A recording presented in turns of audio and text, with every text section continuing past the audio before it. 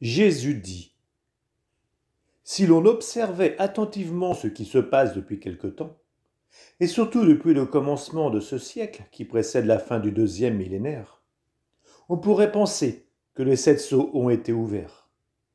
Jamais comme avant me suis-je tant agité pour revenir parmi vous. Rassembler par ma parole les troupes de mes élus, et pour partir avec eux et avec mes anges, livrer bataille aux forces occultes qui travaillent pour creuser à l'humanité les portes de l'abîme. Guerre, famine, épidémie, instruments d'homicide militaire, lesquels sont pires que les bêtes féroces mentionnées par le bien-aimé. Tremblements de terre, signes dans le ciel, éruption des viscères de la terre, appel miraculeux à des voix mystiques, de petites âmes mues par l'amour, persécution contre mes disciples, grandeur d'âme et bassesse du corps, rien ne manque des signes. D'où vous pouvez déduire que le moment de ma colère et de ma justice est proche. Dans l'horreur que vous éprouvez, vous vous exclamez : le temps est arrivé, ça ne peut devenir plus terrible que ça. Et vous appelez très fort la fin qui vous délivrera. Les coupables l'appellent, se moquant et maudissant comme toujours. Les justes l'appellent, car ils ne peuvent plus supporter de voir le mal triompher sur le bien. Paix, mes élus. Encore un peu de temps, et je viendrai. La somme de sacrifices nécessaire à justifier la création de l'être humain et le sacrifice du Fils de Dieu n'est pas encore accompli. Le déploiement de mes cohortes n'est pas encore terminé, et les anges du signe n'ont pas encore mis le sceau glorieux sur le front de tous ceux qui ont mérité d'être élus à la gloire. L'opprobre de la terre est tel que sa fumée, peu dissemblable de celle qui jaillit de la demeure de Satan, s'élève jusqu'au pied du trône de Dieu dans un élan sacrilège. Après l'apparition de ma gloire, il faut que l'Orient et l'Occident soient purifiés, afin d'être dignes que mon visage apparaisse. Les prières et les souffrances de mes saints, des favoris de mon cœur, de ceux qui portent déjà mon signe, la croix bénie, avant que les anges du signe les aient marqués, sont un encens qui purifie, et une huile qui consacre le vaste, incommensurable autel, où moi, éternel pontife, servi par tous les saints que le ciel et la terre auront à cette heure-là, je célébrerai la dernière messe. C'est sur la terre que se grave le signe, et c'est votre volonté qui le grave. Puis les anges le remplissent d'un or incandescent, qui ne s'efface pas et qui fait resplendir comme le soleil votre front dans mon paradis. Grande est l'horreur de maintenant. Mes bien-aimés, mais de combien elle doit encore augmenter pour être l'horreur des derniers temps.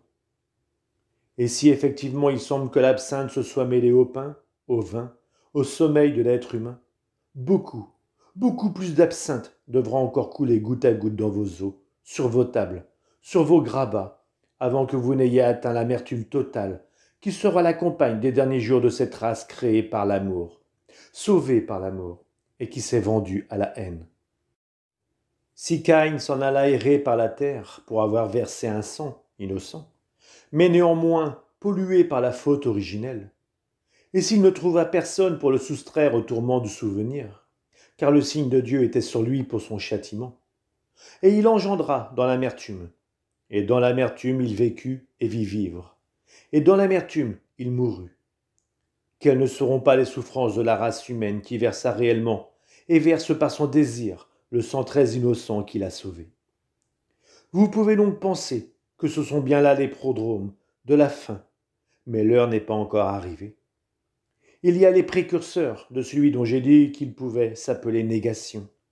Mal fait chair, horreur, sacrilège, fils de Satan, vengeance, destruction. Et je pourrais continuer à lui donner des noms qui sont une claire et effrayante indication. Mais il n'est pas encore là. Ce sera une personne très haut placée, comme un astre.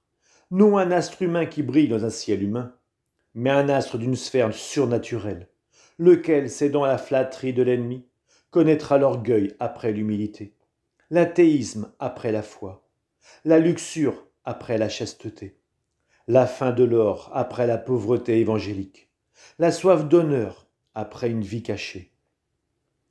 Il est moins effrayant de voir tomber une étoile du firmament que de voir tomber dans les anneaux de Satan cette créature déjà élue, laquelle copiera le péché de son père d'élection.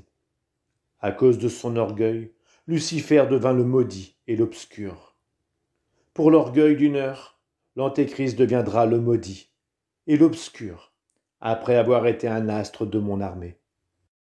En récompense de son abjuration, qui secouera les cieux d'un frémissement d'horreur et fera trembler les colonnes de mon église dans l'épouvante que suscitera sa chute, il obtiendra l'aide totale de Satan. Celui-ci lui donnera les clés du puits de l'abîme pour qu'il l'ouvre. Qu'il l'ouvre tout grand pour qu'en sortent les instruments de terreur qu'au cours des millénaires Satan a fabriqués pour mener les humains au désespoir absolu, afin que d'eux-mêmes ils invoquent Satan roi et courent à la suite de l'Antéchrist. Lui seul pourra ouvrir toutes grandes les portes de l'abîme pour en faire sortir son roi, tout comme le Christ a ouvert les portes des cieux pour en faire sortir la grâce et le pardon, qui rendent les hommes semblables à Dieu et en font les rois d'un royaume éternel où je suis le roi des rois. Comme le Père m'a donné tous les pouvoirs, ainsi Satan lui donnera tous les pouvoirs, et surtout tous les pouvoirs de séduction, pour entraîner à sa suite les faibles et ceux qui sont rongés par les fièvres de l'ambition, comme l'est l'Antéchrist, leur chef. Mais son ambition effrénée, il trouvera encore insuffisante l'aide surnaturelle de Satan, et cherchera d'autres appuis parmi les ennemis du Christ. Armés d'armes toujours plus meurtrières, telles que leur avidité de mal pouvait les pousser à créer pour semer le désespoir dans les masses, ceux-ci l'aideront jusqu'à ce que Dieu lance son assez, et les réduire en cendres par la splendeur de son apparence. Au cours des siècles, on s'est trop creusé les méninges, beaucoup trop sur ce que Jean dit dans le chapitre 10 de l'Apocalypse. Trop, beaucoup trop. Et non par soif légitime et honnête désir de porter remède au mal qui menace, mais plutôt par curiosité inutile. Mais dis-toi bien, Maria, que je permets qu'on sache ce qu'il est utile de savoir, et je voile ce que je juge utile que vous ne sachiez pas. Vous êtes trop faibles, mes pauvres enfants, pour connaître le nom d'horreur des 7 tonnerres apocalyptiques. Mon ange a dit à Jean, scelle ce qu'ont dit les 7 tonnerres et ne l'écris pas. Moi je dis que l'heure n'est pas encore venue d'ouvrir ce qui est scellé. Et si Jean ne l'a pas écrit, je ne le dirai pas. Du reste, vous n'êtes pas destinés à goûter l'horreur, et par conséquent, il ne vous reste qu'à prier pour ceux qui auront à la subir, pour que la force ne leur fasse pas défaut, et qu'ils ne passent pas du côté de la foule de ceux qui, sous la morsure du fouet, ne feront pas pénitence et blasphémeront Dieu au lieu de l'appeler à leur secours. Un grand nombre de ces derniers sont déjà sur terre, et leurs descendants seront 7 fois plus démoniaques qu'eux. Moi-même, et non mon ange, je jure que, lorsque se taira le tonnerre de la 7e trompette et que sera accomplie l'horreur du 7e fléau, sans que la race d'Adam reconnaisse le Christ, roi, Seigneur, Rédempteur et Dieu, et ayant invoqué sa miséricorde, son nom en lequel est le salut, je jure par mon nom et par ma nature, que j'arrêterai cet instant dans l'éternité. Le temps cessera et le jugement commencera. Le jugement qui sépare pour l'éternité le bien du mal, après des millénaires de cohabitation sur la terre. Le bien retournera à la source dont il est issu. Le mal sera précipité là où il a déjà été précipité au moment de la révolte de Lucifer, et d'où il est sorti pour troubler la faiblesse d'Adam par la séduction des sens et de l'orgueil. Alors s'accomplira le mystère de Dieu. Alors vous connaîtrez Dieu. Tous les hommes de la terre, tous, d'Adam au premier-né, rassemblés comme grains de sable sur les dunes de la plage éternelle, verront le Seigneur Dieu, Créateur, Juge, Roi. Oui, vous le verrez, ce Dieu que vous aurez aimé, blasphémé, suivi, raillé, béni, vilipendé, servi, fui. Vous le verrez.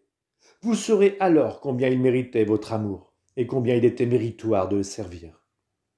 Ô joie de ceux qui se seront consumés à l'aimer et à lui obéir. Ô terreur de ceux qui auront été ses Judas, ses Caïn, de ceux qui auront préféré suivre l'Antéchrist et le séducteur au lieu du Verbe fait homme, en qui est la rédemption du Christ, voix du Père, de Jésus, très sainte vérité, du Verbe, vraie vie.